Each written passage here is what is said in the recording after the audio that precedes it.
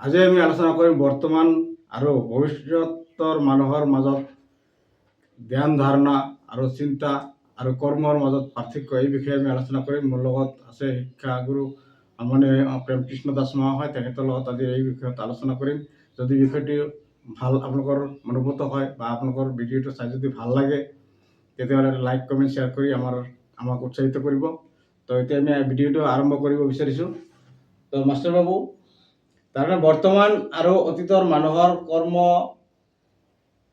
চিন্তাধাৰা এইবিলাকৰ মাজত এটা বৃহৎ পাৰ্থক্য আছে। তো এই পাৰ্থক্যৰ ওপৰত আমি এটা আলোচনা ৰাখিম, আৰু আলোচনাটো যদি ৰাইজে যদি ভাল পায়, নিশ্চয় আমাৰ চেনেলটো লাইক কমেণ্ট শ্বেয়াৰ কৰিব। তো আমি পৰৱৰ্তী সময়ত ভাল ভাল আৰু ভিডিঅ' আনিবলৈ সক্ষম হ'ম। গতিকে ধুনীয়া এটা আলোচনা ৰাখক, যিটো আলোচনা থাকি মানুহখিনি আমাৰ ভিডিঅ'টো চাই ভাল পায়।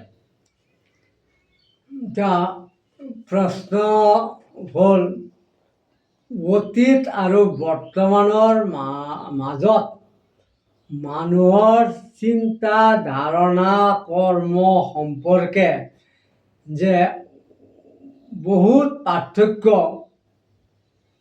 হৈছে, এই পাৰ্থক্যৰ কোনো পৰিমাণ শেষ কৰিব নোৱাৰি।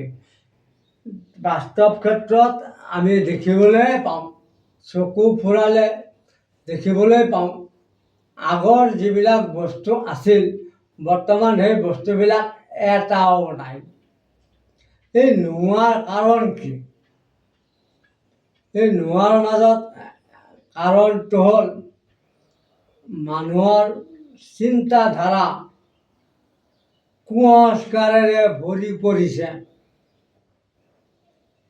কাৰণ আধ্যাত্মিকতাবাদ যিটো চিন্তা, এই চিন্তাবিলাক মানুহৰ মনত ঠাই নাপায়। সেইকাৰণে পাৰ্থক্য দেখিবলৈ পোৱা যায়।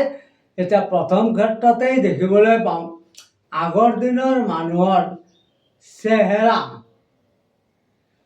পোচাক আৰু কথা, বৰ্তমান সময়ৰ মানুহৰ চেহেৰা, পোচাক আৰু কথাৰ মাজত হাজাৰ গুণ পাৰ্থক্য আছে।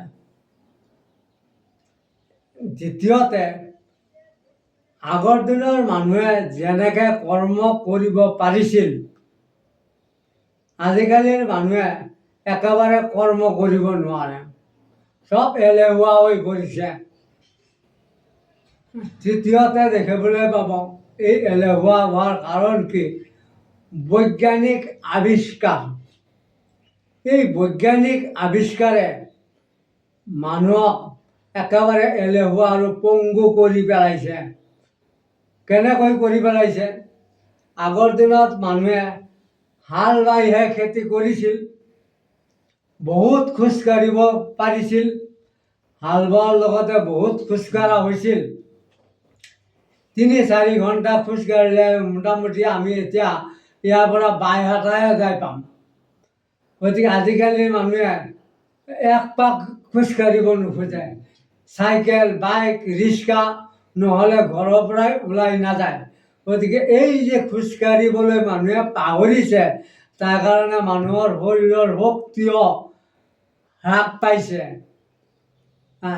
দ্বিতীয়তে, এই যে মানুহবিলাকে খেতি কৰি ধান কান্ধত ভাল কৰি আনিছিল, কেঁচা ধানে ভাল কৰি আনি পুঁজি দি ধান গৰু দি মৰণা মৰাই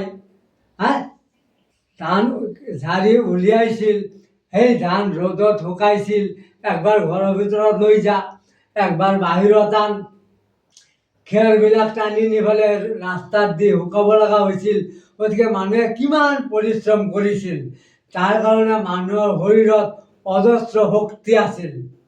কিন্তু আজিকালিৰ মানুহৰ গাত একেবাৰে শক্তি নাই, কাৰণ পৰিশ্ৰমেই নকৰে। কাৰণ পৰিশ্ৰমৰ দ্বাৰাহে শৰীৰৰ সুস্থ থাকে।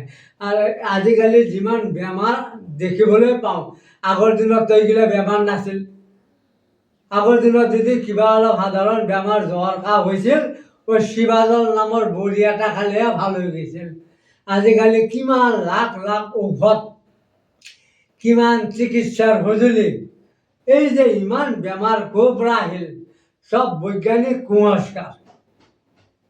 এই কুসংস্কাৰৰ কাৰণেই, অৰ্থাৎ পৰিশ্ৰম যে কৰিব নোৱাৰে, তাৰ কাৰণে শৰীৰত নানান ধৰণৰ বেমাৰে বাঁহ লৈছে।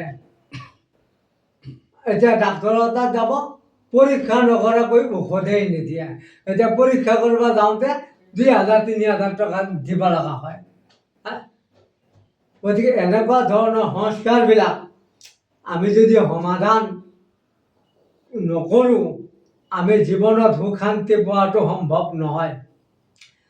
এই সংস্কাৰ বৰ্তমান যুগত কৰাটো অসম্ভৱ, কাৰণ মানুহৰ মনৰ মাজত এনেকুৱা কিছুমান অজ্ঞানতা আৰু কুজ্ঞানে ঠাই পাইছে, যাক যিটো পৰ্বতসমূহ তাক লৰাব নোৱাৰিম, তাক লৰোৱাটো সম্ভৱ নহয়। এইটো কৰিছে একমাত্ৰ বিজ্ঞানে। কাৰণ আমি যেতিয়া স্কুলত পঢ়িছিলোঁ, তেতিয়া আমাৰ পাঠ্যক্ৰমত চৰিত্ৰ পাঠ আছিল, নীতি শিক্ষা আছিল, মূল্যবোধ আছিল। এইবিলাক আমি পাঠ কৰিছিলোঁ। আৰু স্কুলৰ মাষ্টৰেও ল'ৰা ছোৱালীয়ে পাৰিল নে নোৱাৰিল তাৰ কাৰণে শাসন আছিল। কিবা বস্তু মাষ্টৰে শিকিব দিলে নোৱাৰিলে বেতৰ কোব খাব লাগিছিল, নহ'লে সি যদি পাঠ মুখস্থ হোৱা নাই পিছদিনা সি স্কুলতেই নাযায়। আজিকালি এই স্কুলৰ যিটো শাসন একেবাৰেই নাই, মূল্যবোধ নাই, চৰিত্ৰবোধ নাই, সৎ আচৰণ নাই, একো নাই। কেৱল স্কুলত যা আৰু আহ, তুমি কিবা মুখস্থ কৰিলেও কৰ, নকৰিলেও নাই। এতিয়া আমাৰ ইংৰাজীত প্ৰত্যেকটা শব্দৰ অৰ্থ দিব লগা হৈছে, প্ৰত্যেকটা শব্দৰ বানান দিব লগা হৈছে, এইবিলাকৰ কোনো চিহ্নই নাই। এতিয়া মাষ্টৰক যদি কিবা কোৱা যায়, বোলে ছাৰ অলপ বুজাই দিয়ক, এই টিউশ্যন ল'বি, ভালকৈ বুজাই দিম যা। মানে শিক্ষা ব্যৱস্থাটো এটা ব্যৱসায়তহে পৰিণত হ'ল, প্ৰকৃত শিক্ষা নাই। যাৰ কাৰণে মানুহৰ মানসিকতা সকলো শেষ হৈ গৈছে। এতিয়া যে ধাৰণা বোলা বস্তুটো যে ভগৱান যে আছে, তাৰ প্ৰতি যে আমাৰ কিবা কৰিবলগীয়া আছে, এইটো মানুহৰ মনত ঠাই নাই। কাৰণ বৈজ্ঞানিক কুসংস্কাৰ, এই যে মোবাইলত যে কিছুমান এনেকুৱা বস্তু দিছে, যিবিলাক মানুহে চাই চাই ভগৱানৰ প্ৰতি আস্থাই হেৰুৱাই পেলাইছে।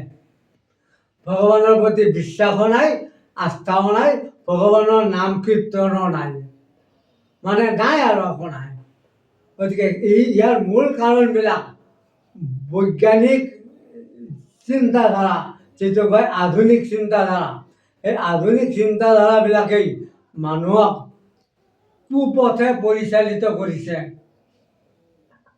কিন্তু মই দেখিবলৈ পাওঁ, যত কিছু পৰিত্ৰাণায়, ধৰ্ম সংস্থাপনা আৰু পৰিত্ৰাণায় ভগৱানৰ বাহিৰে আৰু কোনো নাই। যিমানেই বৈজ্ঞানিক আৱিষ্কাৰ বাঢ়ি যাওক, মানুহবিলাক ইমানেই সমস্যাত পৰিব, সিমানেই দুৰ্দশাত পতিত হ'ব। যে আজিকালি নিজে আপোনালোকে অনুভৱ কৰিব পাৰিব, আমাৰ যি খাদ্য শস্যৰ যি নাটনি, এই নাটনি কিহৰ কাৰণে হ'ল? আগৰ দিনততো ৰাসায়নিক সাৰ নাছিল, কোনো কীটনাশক দৰৱ নাছিল, এনে গছত ফলে ফুলে একেবাৰে পৰিপূৰ্ণ আছিল। কিন্তু আজিকালি সাৰ নিদিলে, কীটনাশক ঔষধ নিদিলে, ভিটামিন নিদিলে গছত ফলেই নধৰে। ধৰে যদিও এপাচি শাকত এটা জলকীয়া। গতিকে কিহৰ কাৰণে? মানুহে ভগৱানৰ প্ৰতি আস্থা হেৰুৱাৰ কাৰণে। কাৰণ আমি কৰ্ম কৰাৰহে অধিকাৰ আছে, ফলৰ অধিকাৰ আমাৰ তাত নাই। ফলদাতা হ'ল ভগৱান। ভগৱানক যদি আমি আৰাধনা নকৰোঁ, যাৰ কাৰণে আমাৰ গছত ফল নধৰে। আমি খেতি কৰাৰ অধিকাৰ আছে। তুমি গছ লগালে, গছ জাংলা পাতিলে, গছত তুলি দিলে, এইখিনি কৰিব পাৰা, গছৰ গুৰি চাফ চিকুণ কৰি ৰখাটো, এইখিনি আমাৰ কৰ্ম। কিন্তু গছত যে ফল হোৱা নাই সেইটো কিন্তু আমি লগোৱাৰ ক্ষমতা নাই, সেইটো ভগৱানৰ বৰদান। গতিকে ভগৱানৰ যদি আমি আবাহন নকৰোঁ, ভগৱানক চিন্তা নকৰোঁ, ভগৱানৰ কীৰ্তন নকৰোঁ, তেতিয়াহ'লে গছত ফল অহাৰ সম্ভাৱনা নাই। গতিকে মই সবিনয়ে সকলোকে প্ৰাৰ্থনা জনাওঁ, এই বৈজ্ঞানিক চিন্তাধাৰাৰ পৰা কিছু সলনি হওক, সলনি হৈ আধ্যাত্মিক দিশত মন কাণ দিয়ক, নহ'লে ভৱিষ্যত প্ৰজন্মবিলাক জীয়াই থকাটো সম্ভৱ নহয়। যেনেকৈ এসময়ত ডাইন'ছৰ আছিল, খাদ্যৰ অভাৱত সকলো ডাইন'ছৰ শেষ। এতিয়া শগুন আছিল, খাদ্যৰ অভাৱত শগুনো নাইকিয়া হ'ল, কাউৰীও নাইকিয়া হ'ল। এইদৰে থাকিলে মানুহো নাইকিয়াই হৈ যাব, খাদ্য নাপায়। গতিকে এইবিলাক ধাৰণাবিলাক মানুহে সলনি কৰিব লাগিব। আৰু কৰ্ম কৰিব শিকিব লাগিব। ইমান আৰাম বিচাৰিলে কৰ্ম নহয়, কৰ্মই সাধনা। যাৰ কৰ্ম নাই সি একো কৰিবই যোৱা নাই। গতিকে কৰ্ম কৰাৰ কাৰণে মানুহবিলাক আগ্ৰহী হওক, আৰু সকলোৱে যাতে আমাৰ নিজে চলাৰ কাৰণে নিজৰ বস্তুখিনি যাতে উৎপাদন কৰি ল'ব পাৰোঁ, তাৰ কাৰণে প্ৰচেষ্টা লওক। এলেহুৱা হৈ ফেনৰ তলত বহি থাকিম, দিনৰ দিনটো মোবাইল লৈ বহি থাকিম।